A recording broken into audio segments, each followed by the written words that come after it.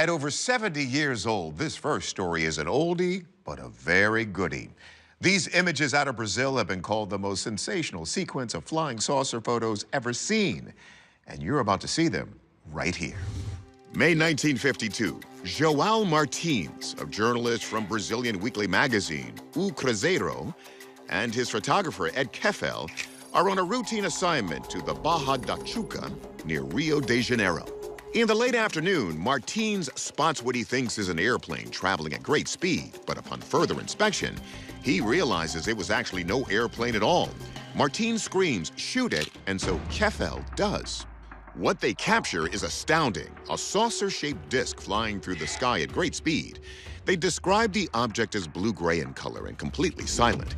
Careful inspection of these historic photos seems to reveal the object has three distinct layers: a flat disc on the outside, a raised rim in the middle, and a small bump on the top center. Keffel is also able to photograph the bottom of the craft, which appears flat except for a raised ring around the center.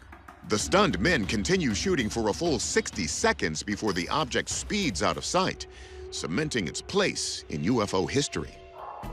According to journalist Eric Grundhauser, when the reports are published in O Cruzeiro, they create a firestorm. Issues just flew off the shelves. It created a UFO craze in Brazil. People still reference these photos as some of the most credible evidence of extraterrestrial visitation. The photos get the attention not only of the public, but the Brazilian military, which launches an immediate investigation. The Brazilian Air Force determined that they were in fact genuine.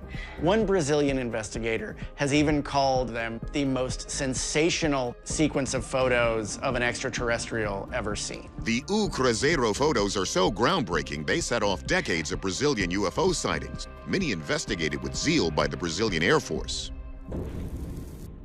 70 years ago, these photos may have been credible enough to make the Brazilian Air Force take notice. But can they stand up to modern scrutiny? Our experts are on the case. Some have speculated the disc could have been superimposed on the background using double exposure, where the same frame of film is exposed to two separate images without advancing the film roll. But astrophotographer Andrew McCarthy says the sharpness of these images kills that theory. I'm not seeing any kind of ghosting in this image, which would be very common from a double exposure. This is also a very high contrast image, which also suggests that it's not a double exposure because the item in the sky would be washed out by that relatively bright sky. So I think this was captured with a single photograph. So could it just be a model saucer tossed in the air for the photo? It's hard to say for sure, because generally you would see a little bit more motion blur with an object that was thrown moments before the photo was being taken. A fast exposure speed could correct for motion blur, but according to McCarthy, the deep depth of field in these photos gives us critical info. The focal ratio used for the shot was f2.8. That actually lets a lot of light in, so they're able to shorten the exposures, so they would be able to reduce motion blur significantly. However, it's actually really hard to get an object that's in focus both close to your camera and far away, like the landscape. So I think what we're looking at is actually much further away from the observer than any disc that could have been thrown. So if it's not double exposure and it's not a model thrown in the air, does that mean these photos are legit? McCarthy would say not so fast in Portuguese if he spoke Portuguese. You can see the craft appears to be illuminated from the left and behind the observer. However, when you look at the trees, they appear to be illuminated from the right. So the shadows are actually inconsistent in this image. Rich Hoffman of the Scientific Coalition for Ufology has his own theory on the shadows in the images.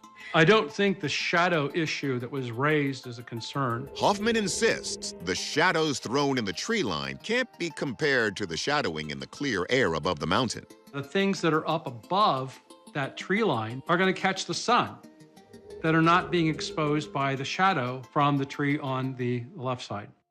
But McCarthy sticks to his guns. In the days before Photoshop, film was actually doctored through a technique called airbrush. They were essentially drawing directly on the film. In this case, they could have very easily drawn on these elements. That may be what we're looking at here. Our verdict? We're going to call it an even split for now. Hoffman says genuine UFO. McCarthy says hoax. And we're left uncertain, especially with the shady status of the lighting. But even if it is a hoax, if this incident inspired a whole new field of study in Brazil, then perhaps some hoaxes do some good after all.